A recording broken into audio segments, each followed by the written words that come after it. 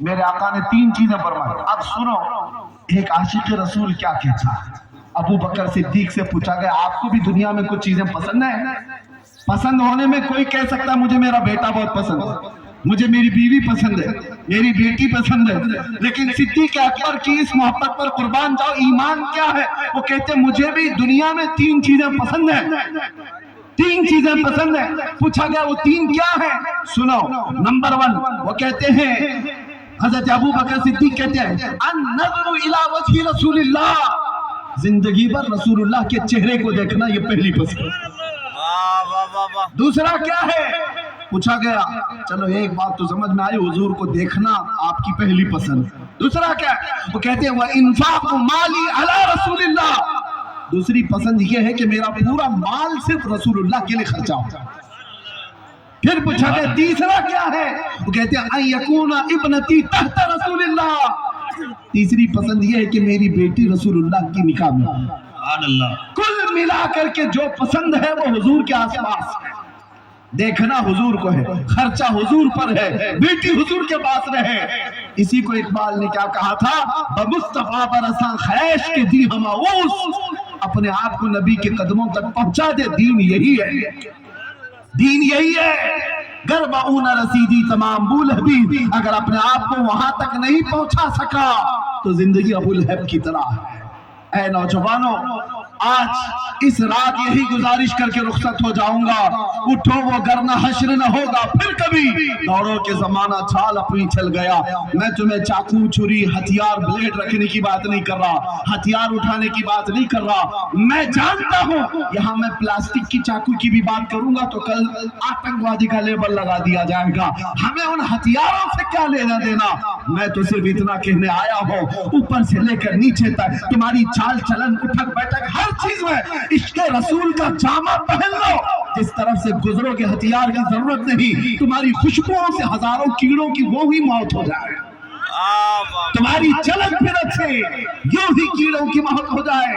آپ عشق محمدی میں ڈوب جاؤ, نشہ سے ایسے آزاد ہو جاؤ. وہ نشہ کس کام کا جو بیوی اور بیٹی میں فرق نہیں پیدا کر سکتا, جو حلال و حرام, کفر و شرک اور ایمان کے درمیان امتیاز نہیں کر سکتا.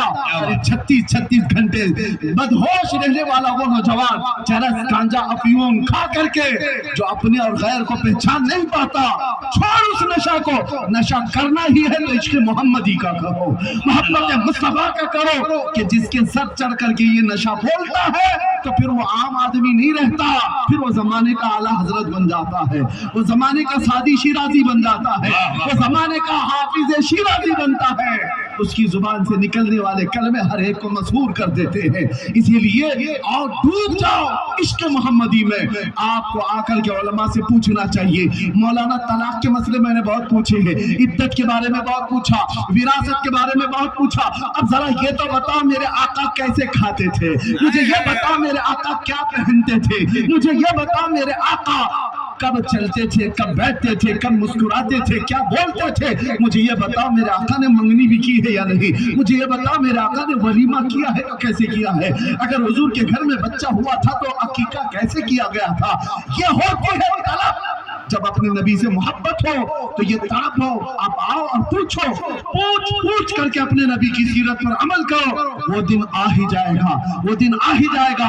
قد افلح المؤمنون کا تحفہ جو اللہ نے تمہیں دیا ہے وہ سر چڑھ کر بولنے لگے گا. دنیا پکار کر کہے گی اس سے زیادہ کامیابی روئے زمین پر کوئی نہیں دکھتا, کوئی نہیں دکھتا. اسی لیے قرآن کی آیت کی ترجمانی کرتے ہوئے اقبال نے کہا تھا کہ محمد سے وفا تو نے تو ہم تیرے ہیں. ارے یہ جہاں چیز ہے کیا, لوح و قلم تیرے ہیں. اور کیسے گرے پڑے کیوں نہ ہو, بیمار کیوں نہ ہو, کوئی پوچھتا کیوں نہ ہو, دامن رسول سے وابستہ ہو کر کے تو دیکھو. ارے غریب بستی میں بھی جاؤ گے تو ہزاروں کے مجمع میں لگو گے, کہیں پر بھی جاؤ گے عزتوں کے ساتھ اٹھائے جاؤ گے. آج ہم کو کرناٹک کی سرزمین سے یہاں تک کا سفر کرنے پر ہو سکتا ہے اجنبیت معلوم ہو, نئے لوگ ہیں, میرا نہ ننیال ہے, نہ ددیال ہے, نہ سسرال ہے, کچھ نہیں, لیکن لوگ آنکھوں پر بٹھاتے ہیں, دیکھنے کے لیے بے قرار ہوتے ہیں. وہ اس لیے نہیں, کہ یہ میرا جبہ کبا اور میری ٹوپی دیکھنے آتے ہیں یا میرا کوئی سیاسی منصب دیکھنے آتے ہیں. نہیں، دور دراز سے 100-200 کلومیٹر کا سفر کر کے اس میدان میں جمع ہوتے ہیں تو سب کو پتا ہے. اور میں جانتا ہوں یہ عزت میرے باپ سے، میرے خاندان سے، پیسوں سے، عہدے سے، علم سے دی ہوئی نہیں ہے. بات صرف اتنی ہے، جب تک بکے نہ تھے تو کوئی پوچھتا نہ تھا.